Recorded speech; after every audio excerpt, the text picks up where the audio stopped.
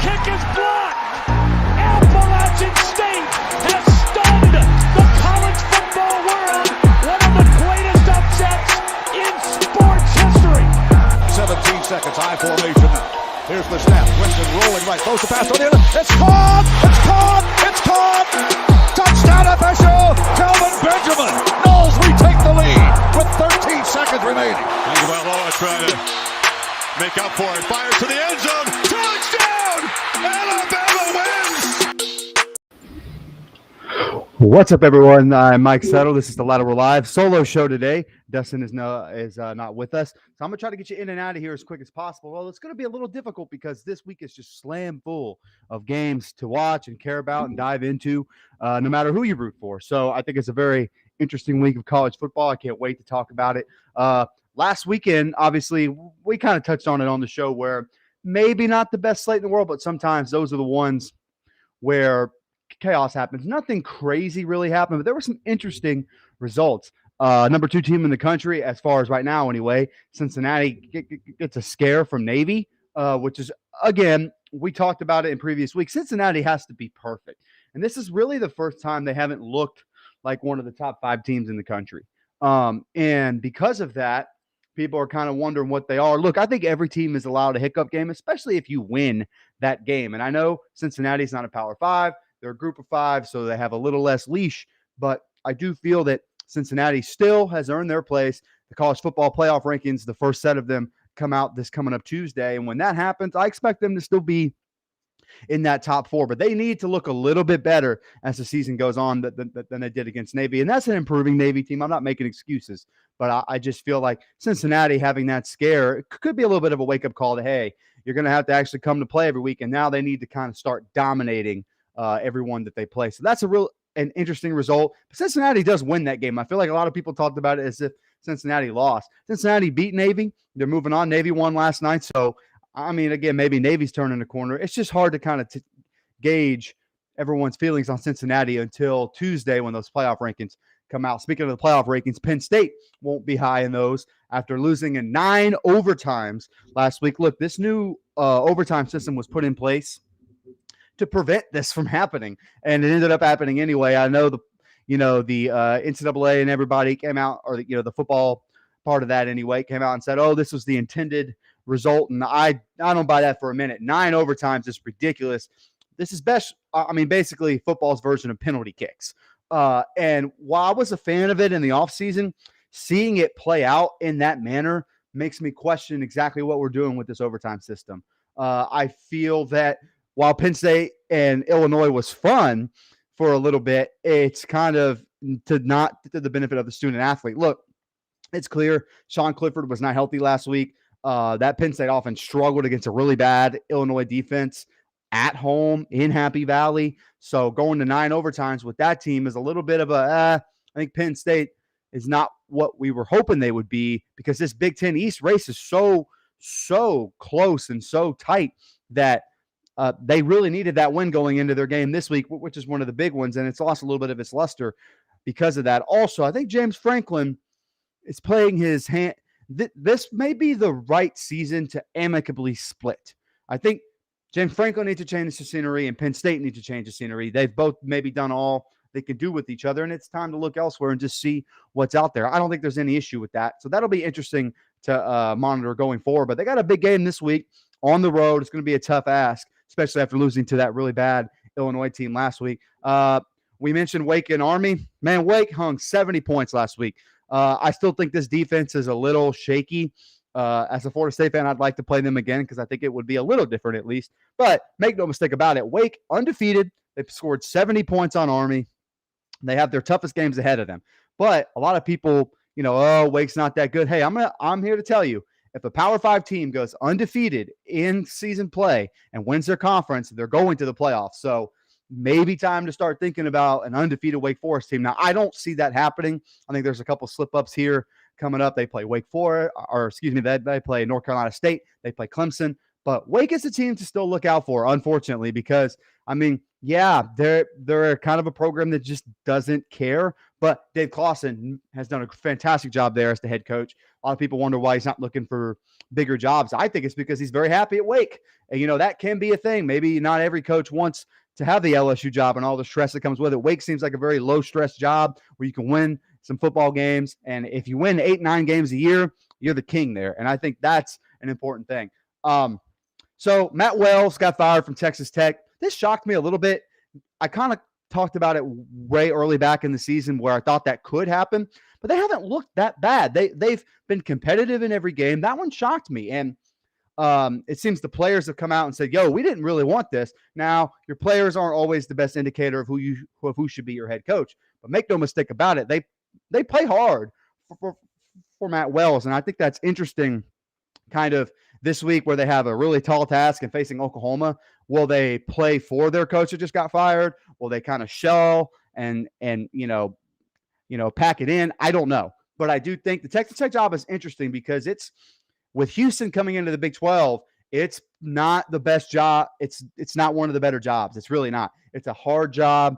It's a tough place to win. Look, Cliff Kingsbury couldn't win there. He's now one of the best. He's the head coach of one of the best teams in the NFL. So I think it's a really hard job. It takes the right coach. I think UTSA's Jeff Traylor is an option. I think SMU's Sonny Dykes is an option because his dad was the head coach there for a long time. So got a lot of fans there. And offensive coordinator Sonny Cumbie. It depends on, do they want to go back to that Mike Leach air raid or do they want to try something different? I would recommend trying something different. Staying in the Big 12 real quick. Oklahoma got shut out in the first half by Kansas. I don't know what that means because I know that we talked about it. Incremental improvement by that Kansas program under Lance Leopold. Really good hire. I knew it would be a good hire. It's just going to take some time. Are they ever going to be what Oklahoma is? No, but they're going to fight. They're going to play hard. And their offense is fun to watch because they scored points. And Oklahoma did not score a single point in the first half against the really bad Kansas team. And so I kind of wonder what Oklahoma is. I think what it was maybe trying to go through the motions, sleepwalk a little bit, didn't take their opponent seriously, coming off a big game. Could Oklahoma, is this what they are? Because their defense has improved. Like their defense, they give up points to Kansas, but their defense is better. I think Caleb Williams, the quarterback, still the right choice. He made some mistakes. It's better to take your lumps against Kansas and come out with a win than take your lumps against Oklahoma State here in a couple weeks. That's better. So hopefully he improves as time goes on. Oklahoma does not want to be in this mix of one-loss teams that we have here. If they do, the way they've played so far this season is not going to get them in the playoff. They need to win every single game they play. No doubt about that. Last week, hey, I'm a Florida State fan, but I'm going to remove all my, subjectivity here. Miami looked alive. I got to give them credit. Van Dyke throws the ball really well. I'm going to talk about Miami here in depth in a little bit, but I just wanted to acknowledge they're not dead. We thought they were left for dead. We thought this team had quit on Manny Diaz. It appears they found something. Now, NC State had like 8 drops from their wide receivers. 2 of them were touchdown passes. Those are kind of normally plays NC State makes to win that game. But hey, credit to Miami. They didn't make it. Real quick, before we get into week 9, the Sun Belt is adding Marshall, Southern Miss, and James Madison. And here's what I'll say about that. That's a fun league. The Conference USA, which we used to hold near and dear, is dead. It's unfortunate, but they're not going to, the Sun Belt is looking to be maybe the best Group of 5 conference. I know the American added some teams, but they're losing their best ones. And Sun Belt's kind of there to pick up the pieces. So good for them. They stayed strong. That conference is now regional. It makes sense. They're close travel partners. There's a lot of good games in there. Marshall and App played a couple weeks ago. They should be playing every week, and now they're going to get to because it looks like that they're going to be in the same division going forward. So good on the Sun Belt for adding some good teams instead of the American that just kind of added big markets. Okay, here we go. Week 9. Let's talk about it. This is the 12 to 3:30 slate. To me, this first game that I'm starting with is the best game of the day. It has the potential because there's just something about these uniforms on the field at the same time that I absolutely have always loved. Michigan at Michigan State. This is 12 o'clock on Fox. Both teams are undefeated. Not something I would have called coming into this season. I was a little higher on Michigan State improving, but I did not expect them to be undefeated going into Halloween weekend. Michigan either. For all their woes, passing the ball, throwing the ball down the field, they are undefeated. And they run the ball really well. I love both of these defenses. This is more than just a rivalry this year for Michigan because there's a lot at stake here. You know, all the talk and chatter about Harbaugh in the offseason, maybe he won't be there much longer, all that. And here he is, who has an undefeated team in the end of October going in to play their arch rival. If they come out with a win, you kind of have to stand up and take Michigan a little more seriously as a playoff contender. I already do, because this team plays lights out defense. They made a coordinator change. It's paid off in a big way. They're one-dimensional on offense, so that makes me a little worried and concerned about what they do going forward. But in this game, these two teams are basically the same. I would give the slight nod to Michigan State's passing game with Peyton Thorne. He's able to throw the ball downfield, and they have some playmakers, but they don't normally have to throw the ball that much. Kenneth Walker III is a Heisman Trophy caliber running back. I think he's going to continue that trend, but he's going to have to run into the teeth of a really good Michigan defensive line that gets after you. Look, but the Michigan run game has a two-headed monster in Corum and Haskins. Same thing. Both teams are going to want to run the ball, control the clock. This is an old school type of football. This game is going to be in cold weather. They play it for Paul Bunyan Trophy. This game is a lot of fun. And don't forget, Michigan State, for some reason, even though they've had a great run in the last 15 to 20 years, still holds the Mike Hart little brother comment against this team. So when I look at who can win this game, man, this is a coin flip to me. I went back and forth on this all day. But there's a part of me that just thinks this feels like a year that Michigan is a little better than we thought. I'll be honest, I don't know who I want to win, but I'm going to go ahead and pick Michigan in that faulting defense. I think the Michigan defense is better than Michigan State's. I think the Michigan State offense is a little bit better than Michigan defense. So the X's and O's matchup, while that gets a little nerdy sometimes, is absolutely outstanding. I cannot wait to sit and watch this game. I'm going to take Michigan to win outright on the road. Here's a game that you don't have to watch that much of staying in the Big Ten, though.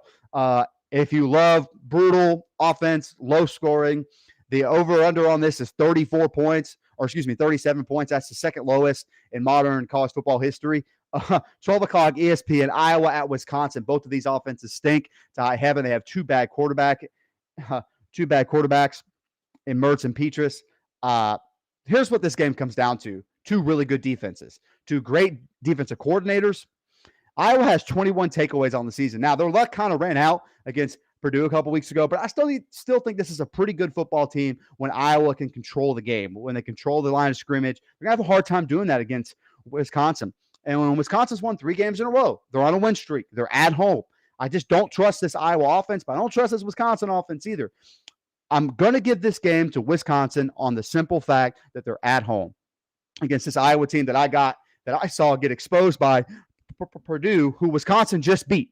So I'm going to take Wisconsin at home. I think the Badgers, we all kind of wrote them off early here in the Big Ten West, but they still have a chance to make some noise in that division. So don't sleep on the Badgers. Give me Wisconsin at home. Texas and Baylor, 12 o'clock, ABC. I love this game. This game is awesome. This is a statement game, potentially, for Texas and Sarkisian. So I want to be very clear. I don't know what to make of this Baylor team. They run the ball extremely well. They play physical defense at the point of attack. Dave Aranda has those guys flying around, which I wasn't sure about Dave Aranda as a head coach. I love him as a defensive coordinator, but I love what he's building out there. They're a physical team. They're not, what Baylor was under Art Briles. To me, I'm expecting the biggest crowd at Baylor since that Art Briles run today. They want to beat Texas. If you're a Baylor or you're Texas Tech or you're TCU, you want to beat Texas as much as you can. I think Gary Bohannon is just good enough at quarterback for the Bears. My only thing is this Texas team is more talented. There's more highly recruited players on that side of the field. Sarkisian needs a big win. Texas is a young team. They've struggled to hold on to wins. They had a win against Oklahoma. They blew it. They had a win against Oklahoma State. They blew that too. Here's a chance to show that you can close out games. This is a really difficult pick. Again, 3 games right off the bat that are just so hard to pick a winner in. I'm going to take Baylor at home. I haven't seen quite enough out of that Texas defense to trust them to stop anybody at all. I know they're young. I don't think they can close out games. And Baylor, we've seen them been able to close out some tight games. Their only loss is that weird Iowa State game that was very close. Otherwise, they'd be sitting undefeated. So this game goes a long way in the Big 12 race. Give me the Bears. I like Baylor at home. Miami at Pitt, 12 o'clock, ACC Network. How did the ACC Network get this game? this is a fun game. Pitt coming off a big win against Clemson, a game that we kind of predicted Pitt would win last week comfortably. They did win that game comfortably. Kenny Pickett is a Heisman Trophy finalist, no doubt about it. High draft pick.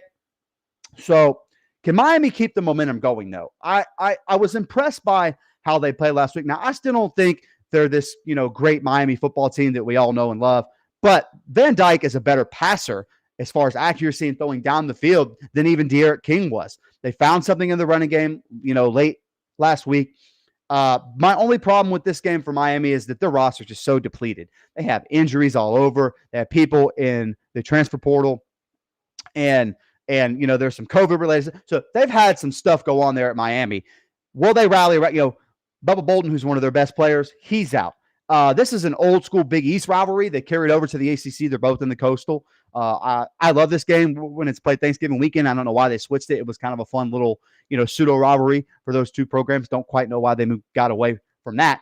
But nonetheless, I think Pitt is just a better football team. At Pitt, Pittsburgh sports is a little bad right now. If you look around at their pro sports, they're all in on this Pittsburgh college team. And I think that's the important thing. So I'm going to take Pitt at home to win this game outright against Miami. But Miami's won the last three. Last time Pitt won this game was that undefeated Miami team that went in there and kind of didn't show up and all that stuff. So I will take Pitt at home. Okay, let's run through these really quick. Virginia Tech at Georgia Tech, 12 o'clock, ESPN 3. I don't think either one of these teams are very good. I'm wondering how long Justin Fuente is going to be at Virginia Tech. So give me the Hokies, give me the Georgia Tech at home. I like what Jeff Collins is doing there. It's just going to take him a little longer than I thought it would. Rutgers at Illinois, 12 o'clock. This game's not on TV as far as I know. That's just on Big Ten Network Plus. It's a bad football game, but fun for the trajectory of these two programs. I'm going to take Rutgers. I think they're a better football team. Indiana at Maryland, again, 12 o'clock. It's, somewhere in the Fox family of networks. I think Indiana is a better football team. Maryland has just gotten their ass beat in the last few weeks. So give me Indiana. Iowa State at West Virginia. This is at 2 o'clock, ESPN Plus. Fun game. A couple weeks ago, this game looked a lot better. West Virginia's gone the wrong way. I think Iowa State's on the uptick, so give me the Cyclones to win that game. Washington State at Arizona State. Again, Washington State interim head coach. This is a good Arizona State team, at least I think so. 3 o'clock, FS1, so give me the Sun Devils. Okay, 3:30 slate, 3:30 to 7 o'clock. This is a pretty loaded card here. Okay, but to me, the big game of this time period is Georgia, Florida, 3:30 CBS. This is probably Georgia's toughest competition since the Clemson game and the opener where Clemson was healthy and their defense was all world and all of that stuff. To me, this is their toughest game since then. And I know they've been on the road to Jordan-Hare. They played a good Kentucky team, but we've seen Dan Mullen scheme things up in these big games like this. He saves stuff for it, which I don't quite get, but I'll save that for another day. They schemed a lot against Alabama, and I know the Alabama defense is not what we thought it was going to be, but that's still pretty good Alabama defense, and Mullen was able to score points there. The Georgia defense has only allowed 3 passing touchdowns all year. Florida's going to have to throw the ball around and score points. They're not going to be able to run right at the teeth of this Georgia defensive line. You got Davis and Carter. Again, I don't think it matters who plays quarterback for Georgia. Whether it's Stetson Bennett or JT Daniels, both have done a serviceable job. I don't think they're the focal point of the offense anyway. They do just enough to get the ball downfield. I admire Georgia's attempt to run the ball. Their offensive line's still a little bit of a question mark. They're not fully healthy. They're getting some pieces back. I'm interested to see if they're able to dominate the Florida defensive line the same way that LSU was able to dominate the Florida defensive line. I think, Grantham will scheme a couple things up a little differently. You would hope so. They've had 2 weeks to prep for this game. Last year's game is where Georgia ran out of gas. And they were in control most of that game, and then they just ran out. The wheels fell off. Florida ends up winning that game. I'm interested to see who Dan Mullen starts at quarterback. Do they start the right guy? Is it Emory or is it Anthony Richardson? You kind of hope it's Anthony Richardson if you're a Florida fan. That's where they need to go. And they can still play both quarterbacks. I think both bring something to the table, but it should be obvious by now who the more talented guy is and who the higher upside is, and that's Anthony Richardson. All that being said, I just think Georgia's the best team in the country. I predicted them to win the national championship. It's a 3-loss Florida team. I think today they become a 4-loss Florida team. And again, I know that sounds like I'm biased, but I still think Florida will be able to score some points. I think they'll keep it a close game. It's a rivalry game. They're going to get up and play, inspired for it. But I just like Georgia's defense way too much. They smother you. They don't let you do a lot. Everyone on that team hits. Give me the Dogs to win and cover that 14-point spread, backdoor cover by the Dogs. Okay, FSU at Clemson, 3:30, ESPN or ABC, depending on where you're at. What in the world has happened to Clemson? The offensive struggles kind of started last year. If you look, I know Trevor Lawrence was kind of the saving grace, but without Amari Rodgers in the slot, they had a hard time scoring points for a while until he came back, and then things kind of started clicking. 9 of their best players this year are not playing in this game, whether that be injury-related or COVID-related. They've got a lot of guys missing, and especially on that defense. People have been getting hurt, some of their best players, so their defensive line is wounded, their secondary is wounded, and they had a lot of, their interior offensive line is wounded. They don't have their best players, and they weren't very good to begin with. The Clemson O-line is really the big struggle of this team. It's, DJ has not been great. That's very true. But their offensive line has not allowed anything for him. He refuses to run the ball, which I still don't understand. So I'm interested to see who starts at quarterback, whether that be DJ or Pumachan. I would go ahead and start the guy who has more experience, which is DJ. But I would not hesitate, if I'm Clemson, to get the other quarterback ready to go. I think Brent Venables will have something for Florida State's offensive line, who's healthy, but they're not very good even when they're healthy, but they're playing a little better. They're playing together. They're playing inspired. I have no idea how Florida State has patchworked together this running attack that they have. And I know the competition hasn't been great. The North Carolina defense is not what we thought. UMass is bad. They're one of the worst teams I've ever seen. And then Syracuse's defense, who's pretty good, they were able to run on, and they were able to have more success running the ball against Syracuse than Clemson did. So their offensive line is getting healthy. They have 2 really good running backs, and Trayshawn Ward and Jayshawn Corbin. That's a 2-headed monster. You throw in DJ Williams and Lawrence Toafili, and you get 4-headed monster. Got to find a way to get all those guys the ball. And really the key to this is revolving your offense around Jordan Travis's skill set. They did it late last year. They got away from it early in the season, which I don't quite get. They've gone back to it. It's a one-trick pony, but it works. It allows things to open up deep downfield. And one thing you can guarantee is Norvell and Dillingham scheming something up deep downfield to be open at least one time. So Jordan Travis has to hit that play in this game. Last week he missed it a couple times. He's going to have to hit it like he did against North Carolina. You have to play the read option perfect. FSU's defense has improved, which I really am surprised by, just because my eyes are still watching you, Adam Fuller. But the secondary plays together. They're not great, but they play more together. They communicate on the back end. All that being said, it's really hard to pick Florida State in this game, just because Florida State lost to Jacksonville State. We saw them do that on the field. Clemson is coming into this game struggling, though. They are on what I like to call quit watch. Is this a Clemson team that still cares to be there, that still cares to play football? I don't know. That's a question only they can answer. So I'm going to go with a little bit of a homer pick here. I'm going to take Florida State on the road. I don't really know. I don't have a good reason. I'm thinking low-scoring affair, maybe 24-20 or 20-17, something like that. Clemson has not gotten over the 21-point mark all year. It would not shock me if Clemson blows Florida State out.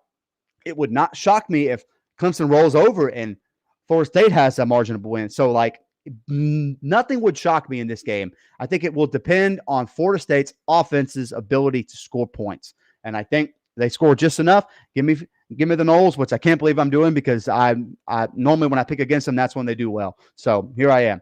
Ole Miss at Auburn, fun match. I'm not going to talk too much about it because this Auburn team has become boring in the last couple of weeks. I think Ole Miss is probably maybe outside of the Alabama game, they've looked so good. They're so much fun to watch. Matt Corral's a Heisman Trophy finalist without question. I love the way this offense plays. They have to score points because their defense can't stop anybody. DJ Durkin, who we thought was doing a better job, hasn't actually. Now, they're a little bit improved from last year, but so is everyone else. 2020 was a bad year for defense. But I think Ole Miss on the road goes into Jordan Hare and beats the brakes off this Auburn team. Now, they play hard for Brian Harsin, but they just don't score enough points. I know that Ole Miss defense is bad, but the Ole Miss offense is the best unit on the field. That's why I'm giving them the nod. So give me the Rebels on the road to continue their winning ways. Look, they're in the SEC West race. If Alabama drops another one, Ole Miss moves up to first place. So there's a lot left on the table. Ole Miss can still keep winning. They're still a viable playoff contender depending on what happens in front of them. So Ole Miss, I think, goes into Auburn and gets a pretty big win. 7 o'clock ESPN, by the way. Kentucky at Mississippi State. This game's always fun. It's a weird crossover, East-West. It's permanent, or at least I believe it is. They play every year. I like this Kentucky team. I think their defense is good. They came back down to earth against Georgia a couple weeks ago, but their offense is just good enough. This Mississippi State team plays hard. I just don't think they're very talented. It's going to take Mike Leach a couple more years to get his guys in there. I'm going to take Kentucky on the road outside of that clang-a-clang-a dumb cowbell noise that you hear every week. It's annoying. I have to mute that normally when I watch them play. I'm going to take Kentucky on the road to get a win, 7 o'clock, SEC Network. Fun game in the group of 5. I had to add on here because I just love these two teams. Undefeated SMU, which, by the way, SMU is the team no one's talking about. They have some good wins on their record. They have a P5 win over TCU. Sneaky good team, undefeated in the top 25. Look for them to be ranked pretty high in the college football playoff rankings if they win this game. On the road at Houston, which we kind of wrote Houston off early in the season. I think that was a mistake. Their defense is awesome. They fly around. They hit you. Their defensive line gets after the quarterback. They're going to have a tough time doing that today because the SMU offense is like a machine. It's a well-oiled machine at that. So I'm really high on this SMU team, but there's a part of me that just thinks this Houston team is better. I love the way they play defense. Their offense scores just enough points. It's a 7 o'clock ESPN2. This is kind of a new rivalry. These two fan bases have gotten salty. The players have gotten salty. Houston's going to move on and go to the Big 12 while SMU gets kind of left behind. So I think SMU would like to show that, hey, you made the wrong choice, Big 12. You should have taken the team out of Dallas. I like SMU to go on the road and win. Just for whatever reason, I think their offense is too good to stop long enough. But I do love that Houston defensive line. Okay, let's go through these really quick. Texas Tech, Oklahoma, 3:30 ABC. Texas Tech is without their coach. Does that inspire them? Does it not? I don't know. I like Oklahoma to win this game at home. If this were on the road, it'd be a little tricky, I think. But I think Caleb Williams improves after last week's abysmal performance on the road at Kansas. Give me the Sooners. Boston College at Syracuse, 3:30 ESPN3. I think Syracuse has turned a corner. I think they're a pretty good football team. Their defense is good. The Boston College offense starting to not be able to score points. Give me the orange.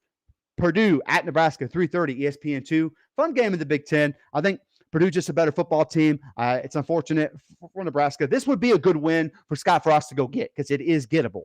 At home, especially. I just think the Boilermakers are the better football team, so give me Purdue. Minnesota at Northwestern, 3:30 Big Ten Network. This game still has a lot on the line for Minnesota in the Big Ten West. I believe their only loss is to a really bad Bowling Green team, but they've been winning ever since. I like Minnesota on the road. This Northwestern team's not very good. So give me the Gophers. TCU, Kansas State, 3:30 ESPN2. I just think Kansas State is too banged up, so give me the Horned Frogs, although that TCU defense is really, really bad. So I expect a high-scoring affair.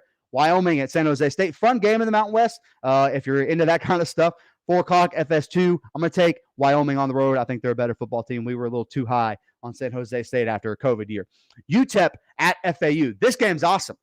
Willie Taggart and the Owls have found an offensive pulse. Good for them. This UTEP team is defying all odds by already being bowl eligible. They're 6-1. They want to make it 7-1 because next week they play their in-state rival, UTSA, who's in the top 25.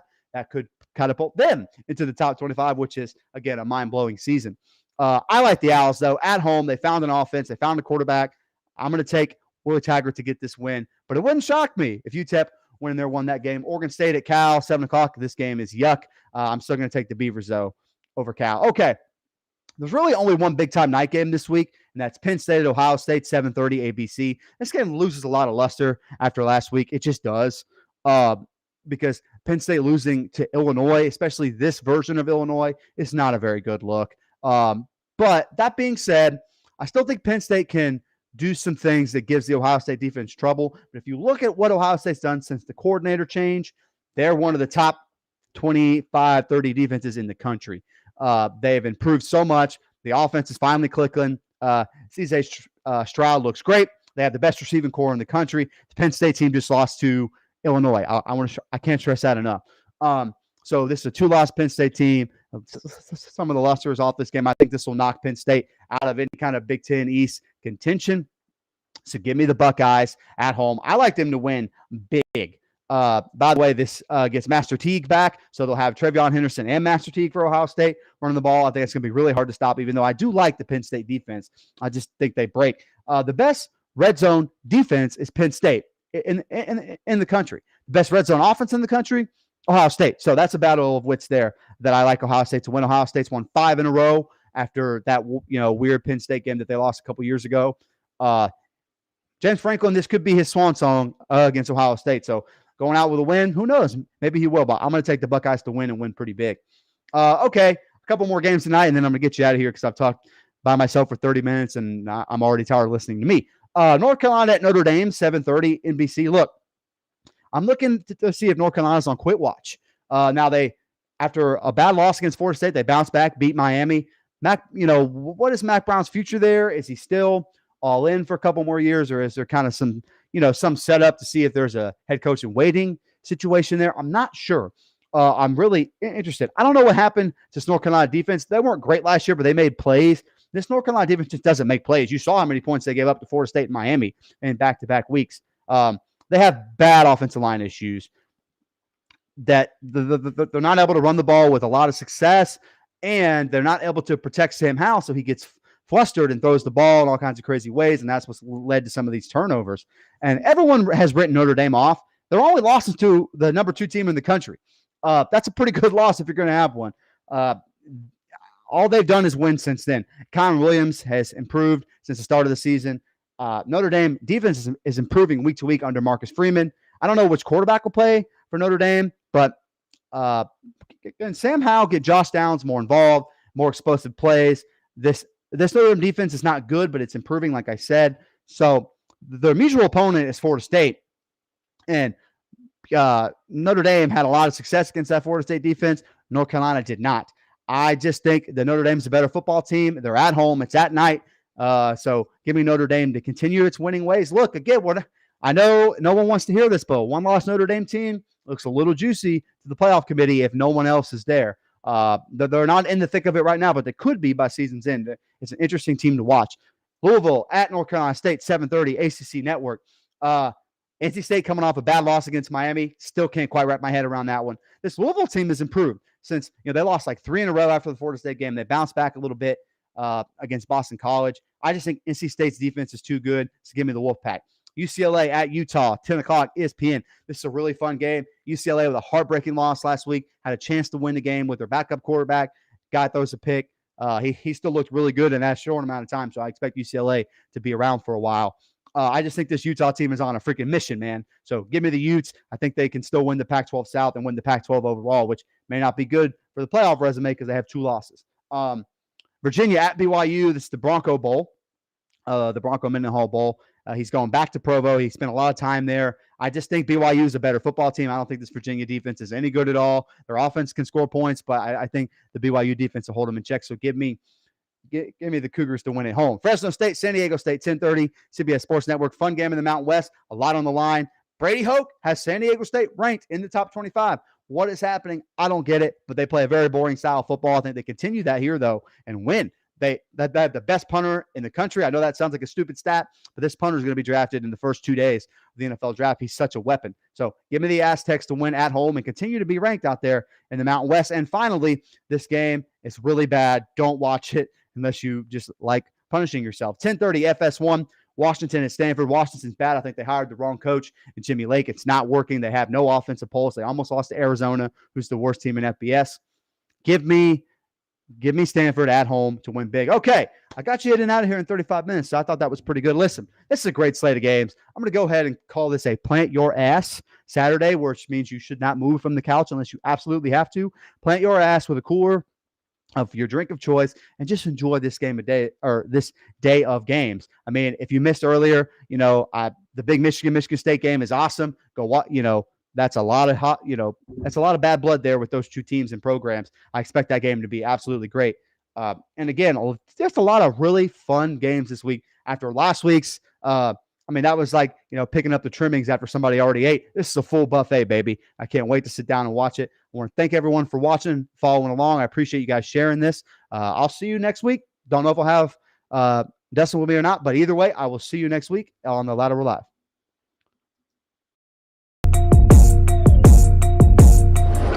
This is The Lateral. Oh, the band is out on the field. He's going to go into the end zone. kick is blocked. Appalachian State has stunned the college football world. One of the greatest upsets in sports history. 17 seconds, high formation now. Here's the snap. Winston rolling right. Throws the pass on the end. It's caught! It's caught! It's caught! Touchdown FSU! Kelvin Benjamin. Knowles retake the lead with 13 seconds remaining. Tagovailoa trying to make up for it. Fires to the end zone. Touchdown! Alabama!